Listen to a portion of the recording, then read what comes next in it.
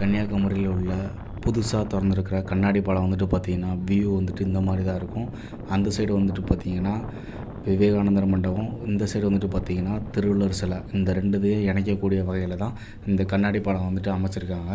முன்னாடி வந்துட்டு போட்டில் போயிட்டு இருந்தாங்க. இப்போ இந்த பாலம் மூலமாக அவங்க போட்டை தவிர்த்து ஈஸியாக வந்து ட்ராவல் பண்ணுறதுக்கு தகுந்த மாதிரி வச்சுருக்காங்க.